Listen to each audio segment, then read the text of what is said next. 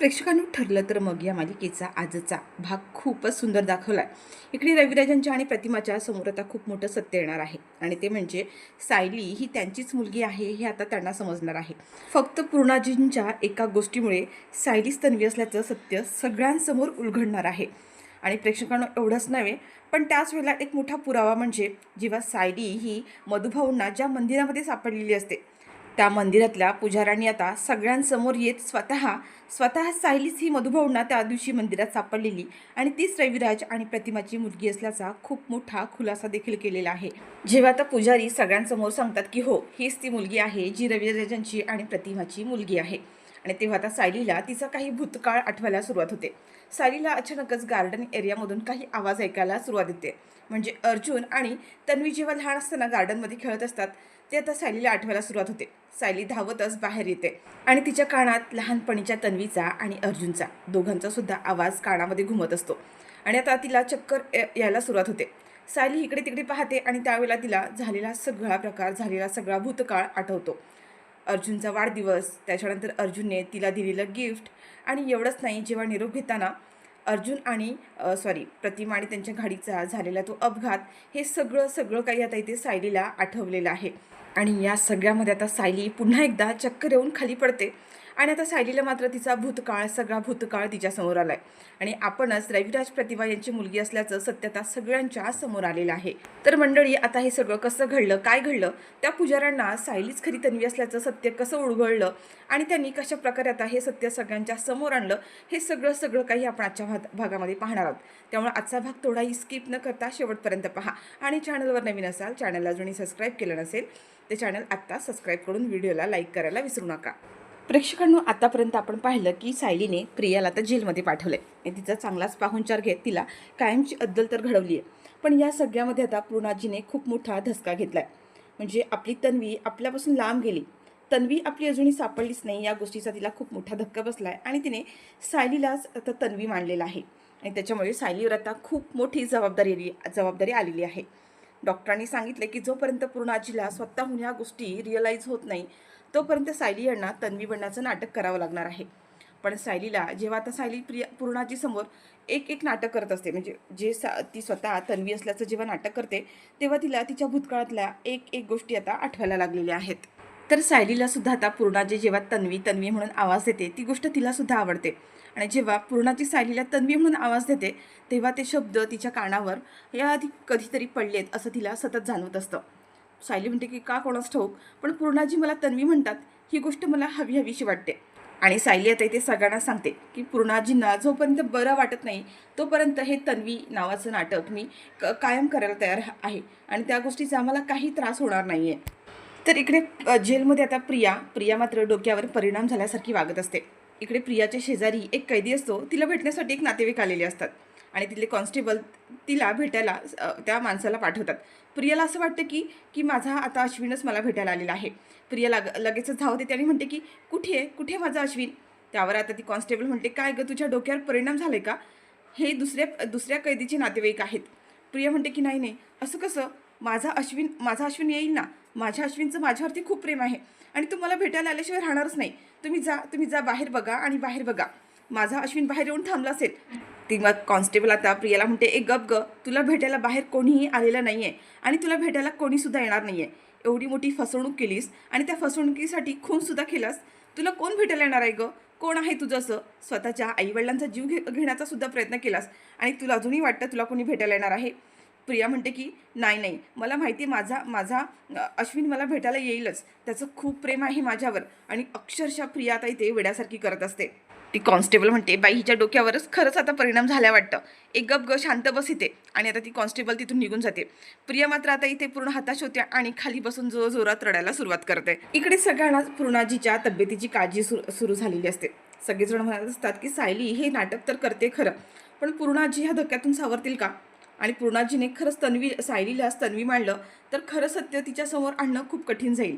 तिला आणखीन ती ट्रॉमामध्ये तर जाणार नाही ना. अश्विन म्हणतो की नाही, असं काही होणार नाही आहे. पूर्णाजीला सगळ्या गोष्टी काही नीट आठवायला लागतील, पण सध्या आपल्याला तिच्या मनाचा विचार करायला हवा आणि डॉक्टरांनी सांगितल्याप्रमाणे तिच्या पद्धतीने तिच्या सोयीनेच आपल्याला वागायला हवं. आणि सायली वहिनीला तन्वी असल्याचं नाटक करावंच लागणार आहे. आपल्याकडे दुसरा कोणताही ऑप्शन नाही. पण अर्जुन म्हणतो की अश्विन, हे आपण किती दिवस सुरू ठेवणार आहोत. आणि ज्या दिवशी पूर्णाजीला हे सगळं कळेल, ती शुद्धीवर येईल, तेव्हा मात्र तिला हा खूप मोठा धक्का बसणार आहे. अशाने आपण तिला तिची फसवणूक करतोय आणि ती फसवणूक आणि तो मोठा धक्का तो तिला पचवणार आहे का? सायली म्हणते, अहो तुम्ही नका काळजी करू, आपण पूर्णाजीला हळूहळू या सगळ्यातून नक्कीच बाहेर काढू. आपण या सगळ्या गोष्टी एकदाच त्यांच्यासमोर नाही आणायच्या. हळूहळू जर आपण गोष्टी क्लिअर केल्या ना, तर त्यांना सुद्धा स्वतःला सावरायला वेळ मिळेल. आता इथे प्रतिमा म्हणत असते की हो, सायली म्हणते ते बरोबर आहे आणि माझी खात्री आहे सायली पूर्णाजीला या धक्क्यातून नक्कीच बाहेर काढेल. माझी सुद्धा अवस्था काही दिवसांपूर्वी, काही महिन्यांपूर्वी अशीच होती आणि या सगळ्यातून मी सायलीमुळेच बाहेर पडलेली आहे. आणि मला पूर्ण खात्री आहे की जशी मी या सगळ्यातून बाहेर पडली ना, तशी सायली पूर्णाजीला सुद्धा या सगळ्यातून बाहेर काढेल. काळजी करू नका. फक्त सायलीला या गोष्टींचा थोडा त्रास होणार आहे, पण मला खात्री आहे की सायली हे सगळं काही व्यवस्थित मॅनेज करेल. तर इकडे एका बाजूला प्रियाला वेळ लागले, तर दुसरीकडे साक्षीला. साक्षी आता इथे विचार करत असते की अण्णांना अटक झाली, नागराज काकाला अटक झाली आणि आता प्रियाला सुद्धा. म्हणजे आता माझा नंबर. हे अर्जुन आणि सायली माझ्या पाठीमागे हात धुवून लागतील आणि ते काही करून माझ्याजवळ पोचल्याशिवाय राहणारच नाही आहे. म्हणजे मला पुन्हा एकदा जेलमध्ये जावं लागेल.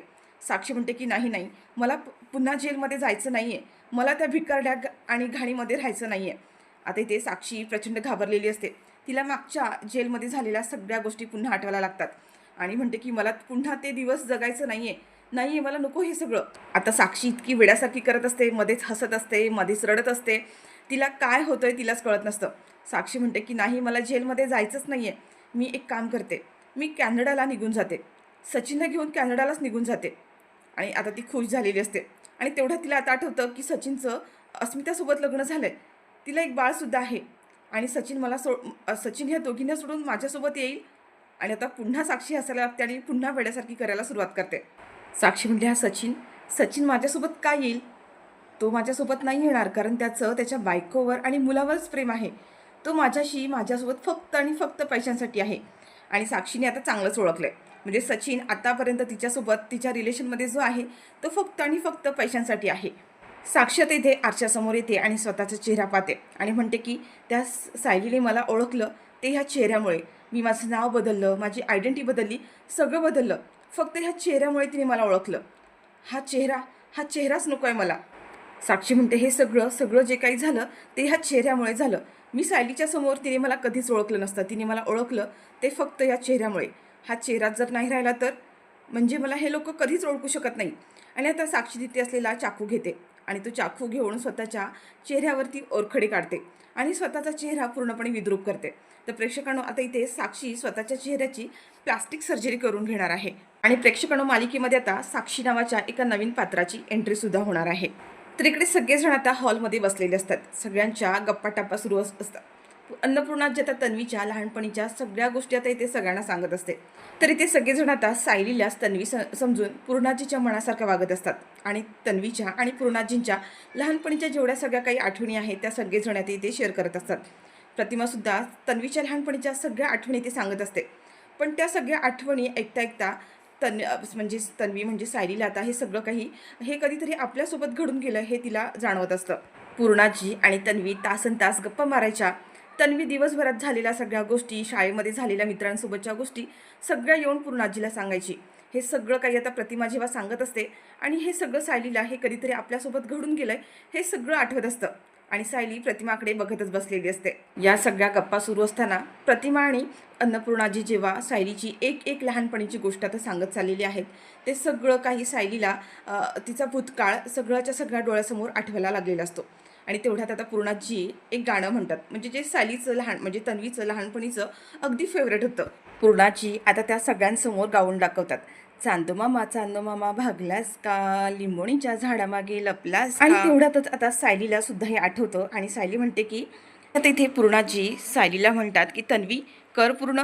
तेवढ्यात आता सायली लगेच म्हणते, लिंबोणीचं झाड वर फांदी, मामाच्या वाड्यावर बिंदी. म्हणजे जसं तन्वी लहान असताना हे वाक्य चुकीचं बोलायची, अगदी तसंच सायलीने आता हे वाक्य चुकीचं बोललेली असते. आणि तिलासुद्धा लहानपणीचा तो झालेला भास आणि लहानपणी असताना ती ज्या पद्धतीने चुकीचं गाणं बोलायची तेच तिला आता आठवतं. सायलीने जेव्हा आता हे गाणं शेवटची ओळ चुकीची बोललेली असते तेव्हा पूर्णाजी म्हणते की अगदी बरोबर, तन्वी जेव्हा लहान होती ना तेव्हा कायम हे वाक्य चुकीचंच बोलायची आणि अजून पण ती ते चुकीचंच बोलतीये. पण तन्वीच्या आणि सायलीमधलं हे साम्य बघून सगळ्यांनाच खूप मोठा धक्का बसलाय. इथे प्रतिमासुद्धा म्हणत असते की तन्वीसुद्धा लहान असताना हे वाक्य असंच चुकीचं बोलायची जसं सायली बोलते आणि अगदी सेम टू सेम.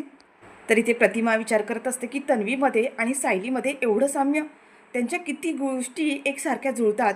सायलीचं वागणं, बोलणं, तिचा स्वभाव, सगळ्या गोष्टी अगदी तन्वीच्या जुळत्यामुळे त्या आहेत. या सगळ्या गोष्टी अगदी तन्वीशी जुळतात. हा निव्वळ योगायोग कसा काय असू शकतो? आता प्रतिमाला सायलीबद्दल काहीतरी वेगळ्याच फिलिंग्स निर्माण झालेल्या असतात. तर सायलीसुद्धा ते विचार करत असते की सेम गाणं मी असंच गायले, हा निव्वळ एवढा योगायोग कसा काय असू शकतो? आता सायलीच्या मनातसुद्धा कुठेतरी शंकेची पाल चुकचुकलेली असते. तरी ते प्रतिमा लगेच सायलीला म्हणते की सायली, हे गाणं तुला कसं माहीत? असं अगदी जसं तन्वी म्हणायची अगदी तसंच तू म्हणाली, तुला कसं माहीत हे सगळं? तेव्हा आता सायली म्हणते की अहो प्रतिमा, त्या मी जेव्हा लहान होते ना, मधुभाऊंच्या आश्रमात होते, तेव्हासुद्धा मी हे गाणं एकटी चुकीचं म्हणायचे.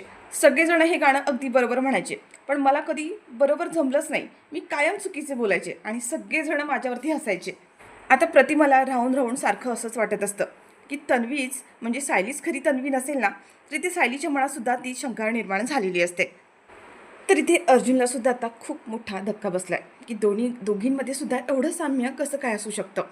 तर इकडे त्याच वेळेला सगळेजण हॉलमध्ये बसलेले असतात आणि एक पुजारी आता घरामध्ये आलेले आहेत आणि त्यांनी आता सगळ्यांसमोर खूप मोठ्या सत्याचा उलगडा केला आहे. म्हणजे त्यांना समजलं होतं की आता न्यूजमधून की सुभेदारांच्या घरामध्ये एक मुलगी खोटी तन्वी बनून आलेली आहे आणि तिने सगळ्यांना फसवलं आहे. आणि ही जेव्हा बातमी त्यांच्यापर्यंत पोहोचते आणि तेव्हा त्यांना आठवतं की मधुभाऊंच्या आश्रमामध्ये ज्या दिवशी प्रतिमा आणि रविराजचा अपघात झाला होता, तेव्हा त्या दिवशी मधुभाऊंना ती मुलगी सापडली आणि ती मुलगी दुसरी तिसरी कोणी नाही तर सायलीच आहे, हे त्यांना चांगलं माहीत असतं. त्यामुळे पुजाऱ्यांनी आता सगळ्यांसमोर सायलीकडे बोट दाखवत सायलीच खरी तन्वी आहे, रविराज आणि प्रतिमाची मुलगी आहे हे त्यांनी सांगितलंय. आणि मधुभाऊंना मंदिरामध्ये त्या दिवशी हीच मुलगी सापडली होती हे सांगत आता पुजाऱ्यांनी सगळ्यांना खूप मोठा धक्का दिलाय. पण आता सायलीला जेव्हा हे कळतं, तेव्हा सायलीला आता भूतकाळातल्या सगळ्या गोष्टी आठवायला सुरुवात होते. सायलीला अचानकच बाहेरच्या अंगणातून तिचा लहानपणीचा आणि अर्जुनचा आवाज ऐकायला येतो. तिला ते भास व्हायला सुरुवात होते. सायली लगेचच धावत पळत बाहेर येते. तिच्या मागोमाग आता अर्जुनसुद्धा येतो. अर्जुन म्हणतो की सायली, काय झालं, काय होते तुला? सायलीला काही कळत नसतं. पण त्यावेळेला मात्र आता सायलीच्या समोर सगळा भूतकाळ उभा राहिलाय.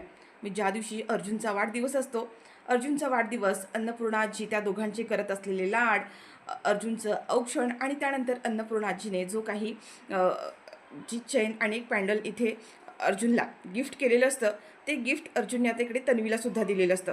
ते सगळं काही आता इकडे सायलीला आठवायला सुरुवात होते. आणि त्याचबरोबर तिचा झालेला तो अपघात, त्यांच्या गाडीचा झालेला अपघात, हे सगळं काही आता इकडे सायलीला आठवलेलं आहे. आणि त्या अपघात करणाऱ्या माणसाचा म्हणजे बाबू ड्रायव्हरचा चेहरासुद्धा आता इथे तन्वीने पाहिलेला असतो. आणि सायलीला आठवतं म्हणजे तो बाबू ड्रायव्हर हाच तो माणूस ज्याने आपल्या गाडीचा अपघात घडून आणला. आणि सायलीला आता तो अपघाताचा सीन आठवतो आणि तिला आता चक्कर येते आणि ती चक्कर येऊनच खाली पडते. अर्जुन तिला सावरण्याचा प्रयत्न करतो. बाकीचे सगळेजण आता बाहेर धावत येतात की नक्की सायलीला झालं तरी काय. अर्जुन हा सायलीला घेऊन आतमध्ये येतो. सायली बेशुद्ध अवस्थेमध्ये असते. आता मात्र सगळ्यांसमोर सायली खरी तन्वी असल्याचं सत्य सगळ्यांसमोर आलेलं आहे. म्हणजे पूर्णाजीने जे काही ओळखलं ते अगदी बरोबरच होतं. सायली शुद्धीवर येते आणि आता तिच्यासमोर सगळी चित्र सगळं काही क्लिअर झालेलं आहे. सायली उठते आणि आता इथे पूर्णाजींच्या जवळ येते. पूर्णाजींच्या चेहऱ्यावरून हात फिरवते आणि आता सायलीला सगळं आठवत सायली म्हणते की हो, हीच माझी पूर्णाजी आहे म्हणून. सायली पूर्णाजीच्या गालावरती एक पप्पी घेते आणि आता तिथे प्रतिमाच्या जवळ येते आणि प्रतिमाला डोळ्यात भरून ती आता बघत असते आणि प्रतिमाला एक घट्ट मिठी मारते आणि म्हणते, आई आई मीच आहे खरी तन्वी. आणि आता दोघीजणी एकदम भावूक झालेल्या असतात. आता सगळ्यांसमोर सायली खरी तन्वी असल्याचं सत्य मात्र समोर आलेलं आहे.